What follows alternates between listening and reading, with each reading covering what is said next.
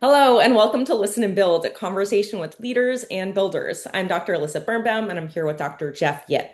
In our current series, we're hearing from experts about listening strategies in organizations, or how leaders intentionally and strategically listen to employees to accomplish business goals, innovate, strengthen culture and connection, and build influence. For leaders, listening can happen in so many different ways, from systematic, continuous listening platforms with analytics to organic one-to-one conversations with employees and everything in between. Our goal is to talk to leaders about how their approaches to listening has evolved over time and to help other leaders develop effective listening strategies. Yeah, and today we are so honored to be joined by Dr. Alexis Fink. So, Alexis is one of the foremost experts in people analytics and employee sensing in the world. She served as vice president of people analytics and workforce strategy at Meta and has held senior analytics and HR leadership roles at Microsoft, Intel, and BASF. She is past president of the Society for Industrial and Organizational Psychology, a SIOP fellow, and co-author and editor of two definitive books in the field, Investing in People, Financial Impact of Human Resource Initiatives, and Employee Surveys and Sensing, Challenges and Opportunities, which honestly sits next to me at my desk at all times. Today, she consults, teaches, and helps organizations navigate AI and the future of work through her work with I4CP's People Analytics Board and USC's Center for Effective Organization. So, welcome, Alexis. We're so glad you're here. I'm just tickled to be here. Amazing. So, just to start us off, can you tell us a little bit about your personal story and how it shaped the way you think about listening in organizations, which I know you've done through years of experience working in people analytics and across different companies? Yeah, so I was really fortunate that my first real job out of graduate school was with an organization that took not only listening to employees very seriously, but using that information to do real things like rebuild business processes and really drive how the organization functioned. So it was not an introduction that was very sort of pro forma. We do a survey, we share results, and then we carry on like nothing else has happened. And that really shaped the way I thought about this for a long time. It turns out, a dirty little secret, when I joined Microsoft, the most junior person on the team was the one who ran the survey. And I made this argument that listening is so important, it should be a much more senior person who's coming in kind of in the middle of the stack. And my boss at the time, who I'm still friends with, Laura Hamill, said, "Oh, it's a great idea. You should do it." And I was like, "No, no, no. I'm like a culture and strategy person. I'm not doing that." And the short version is I lost that argument. And it turned out that listening has been one of the key pillars of my career now for over 20 years. So I owe my first foray into this to my friend Laura Hamill, and it really has just been transformative. It's one of the few things you do in HR that the board of directors cares about. It's just tremendously, tremendously powerful. Also, almost the only thing that, apart from your paychecks, almost the only thing that touches every single employee. So the reach, the impact, and the potential for genuine, meaningful change is just unmatched by anything else we have. Yeah, I mean, that makes sense. I think a lot of the time we think of people analytics as like someone just like typing in a computer, like hidden behind the screen, but really there's so much involvement in Yeah. like every single person and really bringing that to life. And I guess that kind of takes us, I mean, you wrote the book on employee surveys and sensing, right? So, and for leaders who are kind of using listening to mean Yeah. everything, right? The annual engagement survey, town hall, how would you define what it actually means to listen to employees at the organizational level, and also if Yeah. you could just differentiate between listening and sensing, I'd be very curious to hear that as well. Okay, and I'll make a third distinction, which is Yeah. between listening and surveillance, or Mm, listening and eavesdropping, which is in the news quite a bit right now. And for me, the key distinction between those things, the listening and sensing, and the surveillance or eavesdropping, is really about consent and the extent to which people are actively, intentionally, and voluntarily participating in something. So that to me is a much bigger distinction between listening and sensing. For me, the difference between listening and sensing is about whether it's words or whether it's other things, behavior most typically. So if you are thinking about trying to really get a gauge on what's happening in your organization, not just whether people like things or not, but what's effective. Sometimes you need words, and other times you need behavior. And that behavior might be, are people showing up to meetings? There are a number of ways you can get that behavior, and that's what I would put into that sensing category. And again, that key distinction around whether it's listening, like you and I having a conversation, or whether it's surveillance, like a creepy guy behind me eavesdropping. Those are two really, really different things. And I think people sometimes are a little not thoughtful about that distinction, either because they don't have a solid grounding in sort of ethics and the way people feel at work, the sort of sense of privacy. They may believe, hey, you're using a work device, so everything you do on that work device belongs to me, which may be true in a legal sense, but it's not true in an emotional or identity kind of sense. So being really careful about saying, yeah, there are things you can grab passively, but you have to make sure that those things are understood to be public. You have to make sure that those things are actively consented to in a way that's real, not like, well, you can consent to this or you can be fired, but a way that's real. That's really critical, not just to be a decent human being, but because without it, your results are really distorted, and then you're not actually making decisions based on high quality data. So it's important for your decision making that you behave in an ethical way. Yeah, and as I'm listening to that, what I'm thinking about is that element of trust also, Totally. right? So like if someone has no idea that data is being collected, doesn't really Yeah. feel good. Once they find out what happens to the data moving forward, even if it is collective, very, very easy to see that you're like, well, I'm not going to trust those people. And that's the thing that keeps playing in my mind. That's right. And once what is it? Mary Poppins talks about something being a pie crust promise, like easily made, easily broken, right? Yeah. And once you have made, you can say it, but once you break it, it's very, very difficult to put back together again. Mm. And once you have shown yourself to be fast and loose with your promises to employees, the likelihood that they will approach you with integrity, which will include things like, I feel comfortable reporting fraud. Do I feel comfortable reporting an abusive manager? Am I going to talk to you about my frustrations rather than just quitting? There are all kinds of other things that kind of get lost when you abandon that mutually trusting relationship. Yeah, absolutely. And if we're trying to think about, okay, so let's try to do this above ground the best way possible. So what do you Yeah. think are the essential components for, an actual effective large scale organizational listening strategy? So what parts need to be included? And I think something I'm particularly interested in is you're capturing like there's surveys, what people are saying, and there's behaviors. That's a lot that's coming Yeah. in. So what are the essential components and how would you think about using those? When people talk about components, the place they're usually starting is what are the tools or the instruments, right? Is it a census survey? Is it a pulse survey? Is it a quick thing that goes after 10% of meetings that asks if that meeting was helpful? Is it something at the end of performance review to see if you thought that was reliable? Like there are lots of tools that people talk about. I think the right place to start the conversation is what is our strategy as an organization? What is our people strategy? Where do we need to make adjustments or changes? Where are we not living into our strategy and we're concerned about that? Where are we really leaning into our competitive positioning against our talent competitors who might be different than your business competitors? Like answering those questions can tell you what you need to concentrate on. And once you know that, then you can start saying, it turns out what I really need is an old school census survey because I'm doing this large scale cultural shift and I need the moment to Mm. talk about things. Right. And so then that moment and the very high participation rate becomes really important. Other times it's the sort of pulsing where you've got a lot of dynamism and I'm willing to accept a large margin of error on anything I find because it's just a sample because I need the immediacy. And you may be asking different things in those formats. You may be asking the same thing and getting different answers because people answer them different ways, the same question. Mm. Or it may be that neither of those things are really relevant to the challenges you're facing. And what you need to look at is some very specific things in a manager relationship.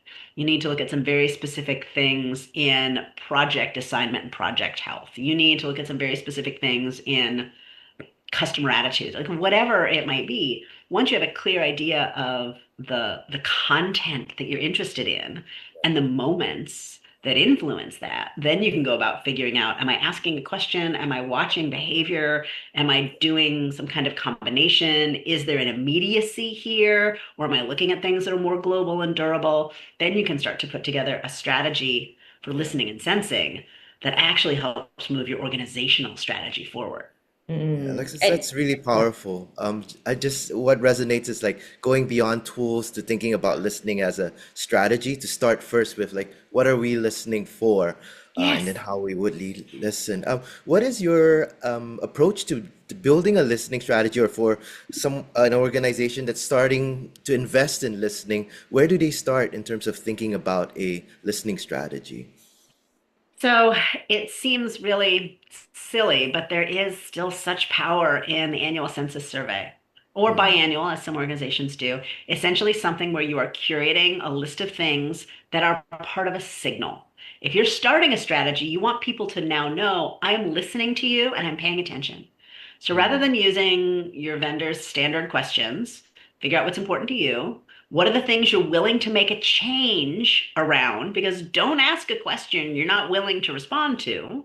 mm, Figure out what are those reasonable sets of things and make sure that you have architected at least as much time, if not more, to what happens after the survey closes as you do to figuring out what questions you should have and what your minimum response rate rules are, sort of all of those technical things, because people will, give you some grace the first time. But if it turns out that they're just yelling into a void and you don't address any of the things that they raised, they're not going to give you a second chance.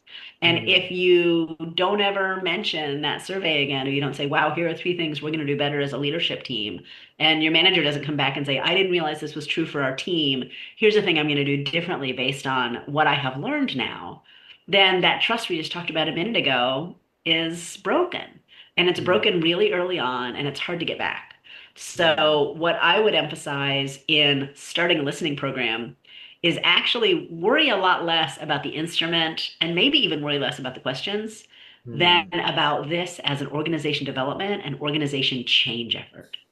You are mm. trying to change behavior, you are trying to change attitudes, you are trying to inject a new element to a relationship, and that's the part you need to spend your time on. That's a powerful frame for a listening strategy. It's not just about collecting information, but it's Right. about change. And Yep. it's two ways then. It's not just information, but we're actually going to make some changes through that. Yeah.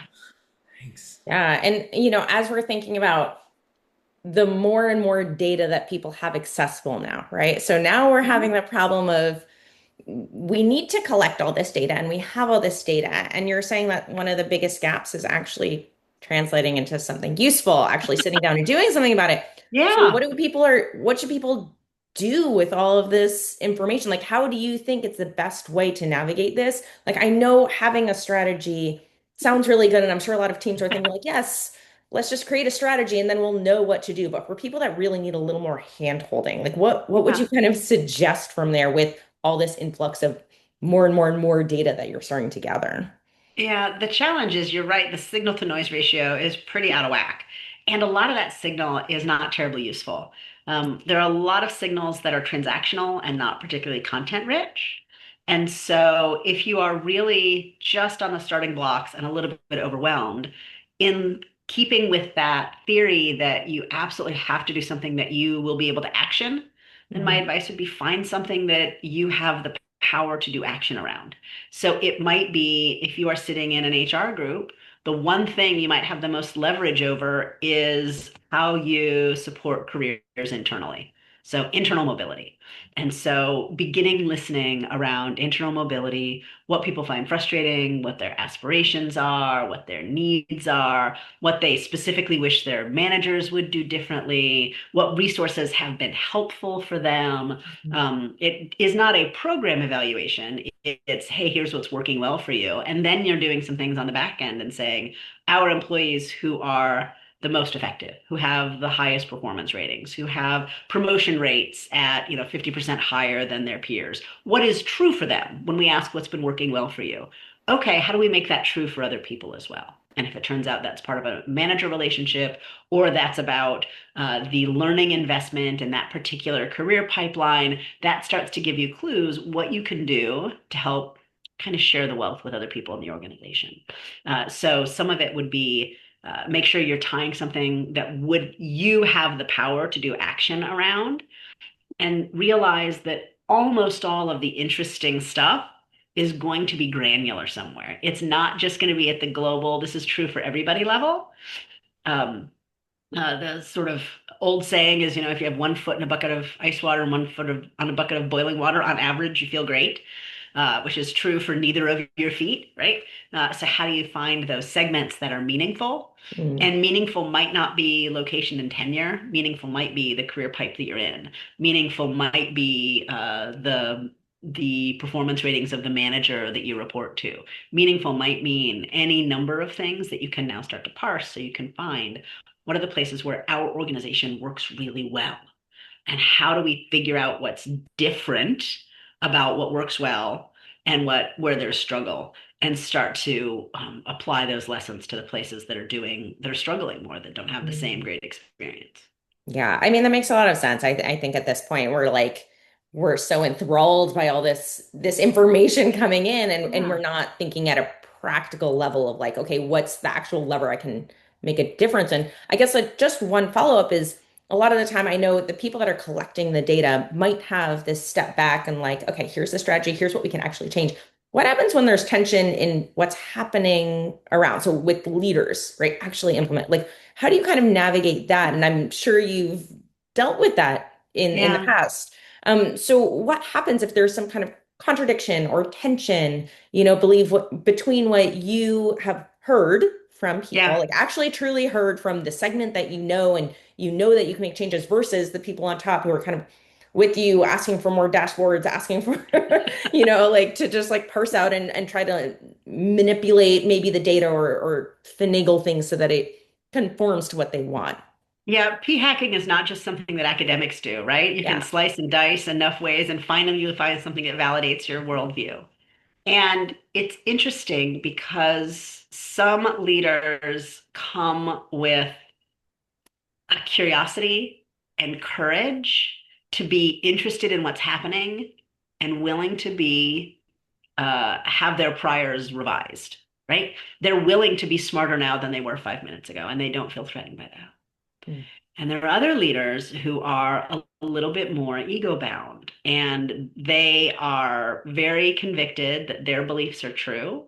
And it's extremely emotionally threatening to them for you to present information that contradicts what they hold true. And the strategies for each are really different. You can take a very direct path with the ones who are willing to be updated, right? Like, hey, here's a thing I know you're real interested in, and here's some new information that you should use. And that's how we kind of think the world should work. If you've got the more challenging version, my own experience is there's not a lot of convincing them after the fact. Mm. So the strategy becomes an influence strategy, not a convincing strategy. And convincing and influencing are very different things. And the influencing strategy is getting them to sign on before the fact. What's the thing that you think is true? What would be information that would help you think differently? What's the time horizon or the audience? And why do you care about this? What are the consequences of being wrong? Right? So do that consultative work up front as you're figuring out what to ask and of whom. And then they have signed on. And if you're really good, you get them to think that they asked you for it, which maybe they kind of did. Um, then they own it. And it's not nearly as ego threatening when it's something they have owned. And especially if you can get the comms to be like, I'm really interested in this question and I'm debating between these two actions and your feedback is going to help me. Then they have stepped forward into a place where they are more able to accept a universe that now they've already defined as possible. So what you want is to be able to go in and like wave your spreadsheets around and say, but look, this is true. And my success rate at that, frankly, has been pretty low. But if you can go backwards in time, or the real version of that is if you can start from scratch the next cycle, and do that consultative influencing work up front, you can have a much better success rate, even for those that are pretty convinced that they're right about the world. Mm. Yeah, that's really helpful to hear because I think a lot of the time are not we're not thinking of the order in that way, right? Or Yeah, saying like, okay, what's the problem? Tackle the problem, not inserting ourselves like, okay, actually, here's this like especially if you're going to have a more difficult leader that you're dealing with down the yeah, line and you know that you need to take action because that's going to go back into your cycle of trust, right? Whether you're going to get yep, more helpful information in the future. So yeah, trying to figure out like, okay, this is where I need to insert myself to make sure that we sustain this like trust over time. yep. Yeah, that I'm grateful that you brought that up and we really should be thinking about that piece because I think more often than not we have leaders that aren't just like, yes, sure, anything, like let's make that change, right? They need to be bought in at an earlier stage. And appropriately so, right? We should be bringing them in at an earlier stage. And I like a leader who is curious about this stuff, right? I don't want one who just says, "Yeah, those look fine." I want one that cares about things, and with the right handholding and support and respect and everything else, is able to say, "Hey, look, I've learned something new, and I'm willing to do something new because I want to make the best decisions." So helping frame people that way instead of what feels like sort of the reality TV version, which is like, oh, I'm going to surprise you and then like have this mic drop and I'm going to be really cool. Yeah. Like that is not a winning strategy for you as a survey professional. Like I've never seen that go well. Alexis, there was something you said earlier that really hit the mark. You said like with one of the challenges with listening is like the noise to signal ratio is out of Yeah. whack in organizations. And I'm curious about now we have even more tools with machine learning and large language models. What are how do we manage this noise to signal ratio? Could AI help us? Yeah. Or could it create more and is there a path where it actually creates a more out of whack noise to signal ratio in So organizations? yes, I think both things are true, right? Mm, And as they say, if you don't know where you're going, any road will take you there. If you don't have a strategy, then AI can help you build one.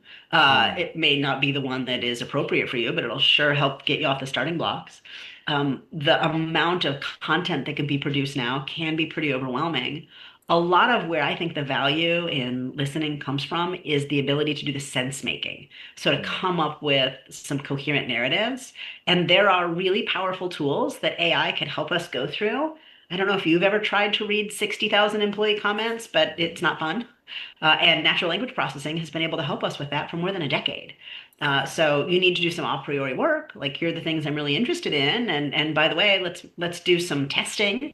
So you run it through two or three models to make sure that it's giving you pretty consistent, reliable results. And I've found wildly different results with different models, right? mm, So there are some things you want to do in terms of building an ontology or taxonomy of issues you care about, doing some testing. You still want to use some rigor in that, but it can absolutely accelerate and open up a huge amount of content that would not have been previously accessible. That's really mm, powerful. You're still required, in my mind, to adhere to those ethical principles to make sure that you are not drawing on sources that people believed to have been private to them. So, or network analysis has been navigating this for quite some time. It's like, oh, okay, mm, you can look at traffic to and from, but not content within, right? You can look at things that are posted on public Slack channel kinds of things, but not in private direct messages. Like you can put boundaries around what's fair game, even in a world that's heavily digitally mediated, or even in a world where AI is contributing to a much higher volume of content. You can have notes for every meeting. Under what conditions are those meeting notes fair game? Meetings with more mm. than four people are fair game, and three or fewer like aren't. Like figure out what your principles are there, and then be really clear. Put them in banner text at the top. Do a variety of things to make sure that you are being upfront with people and can't be accused of being sneaky. Yeah. So I'm curious about like we've had machine learning for a long while now Yeah. and still I'm hearing like the challenge still is like managers are inundated with too much information. Yeah. Even though we're using these tools for sense making, what's going wrong? Like in using these machine learning for sense making processes, like how can organizations help to sharpen that signal to noise ratio? Yeah. Yeah. So in prior roles, using these kinds of technologies, we've had in-house tools, and you're seeing this more and more that vendors can provide that would be not just here's every result that matters or every result, but here are the results that matter. Here are the ones we know from our own internal research are most critical to team performance and employee retention. Here's how you are performing in relation to your peers on those items that are most important. And here are, for example, the qualitative pieces of evidence that Mm, are grabbing onto those themes so that you can now get some why underneath it in a way that lets you make corrections. So I think that there are absolutely tools that can help you sift through all of the noise so that you can find those two or three things, and I wouldn't want to have more than that because you just can't accommodate it. Those two or three things that are actually actionable and genuinely likely to be useful. My favorite example is it's very common to ask a compensation question on employee surveys, and the standard benchmarked response for that has fair in the middle. The idea is like fair makes sense, but fair is what you want compensation to be, right? That is the correct place for compensation. It doesn't count as a positive response. Mm. And so in systems that aren't particularly curated, every manager, not every, many managers have the compensation item as one of the lowest percent favorable because we still report in percent favorable, reading that I understand. It's easy to understand. I still don't like it. So it tends to have a really low percent favorable. And then all of these individual frontline managers are like, I'm going to work on pay. And all of the comp teams are like, no, you're not. And they end up spinning. And you've now created an expectation for that manager that they are going to do something about this problem that is in most large, professional organizations not under their control. You've got pay equity issues and comp ranges and all kinds of other things that really constrain them, finance budgets for that matter. That's not a good place for their energy, and yet it gets siphoned off. So how do you make sure that that scenario doesn't happen? How do you make sure that we're spending time and energy on those things that I have the authority to action and that we know mm. if I do step A, the likelihood is better outcome B will follow. And creating a system that leads into that really is, again, oriented around those organization development and change kinds of Yeah. things, Mhm. that's where you can really win. That's great. Thanks, Alexis. That's really Yeah, helpful. Yeah. sure. Yeah, and I just wanted to thank you for your time. I mean, we have so many more questions that we could go into and dive into, but I really wanted to thank you. This has been tremendous and insightful, and you've really just packed in so much information and so much useful information and things that we should be considering at different stages of developing and strategizing around a listening program at scale. So just Huh. wanted to thank you so much for joining us today. I'm so glad it was useful and it was really a delightful conversation. Thank you so much. Oh, amazing. Okay. So we'll cut it off. Terrific. But Excellent. yeah, thank I you hope so that was much. useful. I tried It not to was, just like yeah. repeat the same stuff everybody says. No, it's really helpful. I think on the strategy and thinking about like influence versus convincing and the Yeah. practical thing of dealing with managers with who have an agenda already and how to use that process to influence. I think that would be really helpful for. Excellent. Yeah. I'm glad to hear it. Yeah. Yeah, thank you so much. I'm like really still thinking about the different pieces because I think it's one of those things that Nice. like when you're in it, it's like it feels obvious, but when you're trying to script out, okay, I have no idea what to do. Like, what do I do? What are the steps? Which is part of what we're trying to do. We're trying to give Yeah. people like tools to be like, okay, here's the actual things I need to do and Yeah. when. You don't want to Yeah. be like, whoops, I actually can't, I didn't think about this and now it's too late. I've collected data. Nothing's going to move. Nothing's going to change. I'm facing resistance, et cetera, et cetera. So really just It's like like laying that out. surgeons don't show up to a hip replacement with a steak knife and say, let's see what happens, right? Like you need some Yeah, I agree. preparation, you need some Right. equipment, you need some Yeah. helpers. I Yeah. gotta have a plan on the backside. Like you got to have traction. There's a Yeah. lot that goes into doing something effectively, even if, Yeah. the actual thing lasts an hour, right? Yeah. Right. The So Right. challenge is anyway, there's so many cool tools that people can grab on right now for that hip replacement. right. Well, I worry a lot that we get distracted by all the fun new Mm. toys. And like Yeah. I'm a sucker for a new toy. I get it. But if we're not coming back to, I always ask two questions. Why does this matter? And Yeah. how will we know? Hmm. Mm, You have to ask the Mm. why does this matter? And then that leads you Mm. straight into the how will we know? All Yeah. right, well, does this actually help us with the thing that matters? Oh, it doesn't. Okay. All right. Well, what would we have to do? Ah, okay, now I see it. You know what? Candidates are the right place to ask that.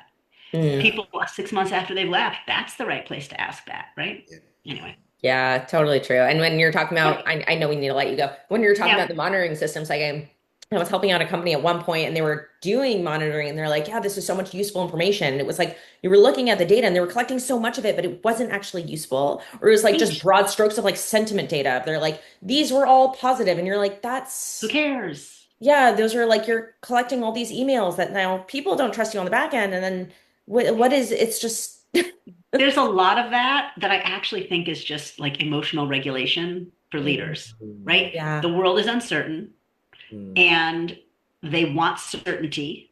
And so they're going to grab onto something that has a number because it Mm. feels like tricks their Mm. brain into thinking they have more control and more certainty and therefore more safety than they really do. And Mhm. Mm. so it's just like and I will say all the time, I am not here to be your binky. I'm here to Mm. make shit better. Yeah, Mm. Wow. 100%. Wow. Yeah.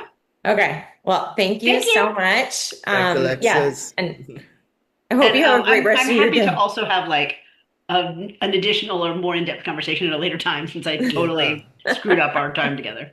No, this was actually we covered a lot. So thank you so Great. much. I know we're like Yeah, we'll also days. follow Are up you too. you're going to be at PsyOp, I assume. I'll be Yes. at PSYOP. Oh yeah. Yes. Okay. I'm very Yep. excited. I'll be there too. New Orleans, Great. yay. Track me Um, down. yeah. But yeah, so thank you so much for your time. We're gonna follow up and we'll keep you posted on everything. But yeah, Great. thank you. Thank you. All Thanks, Alexis. All right. right. Bye-bye. Bye.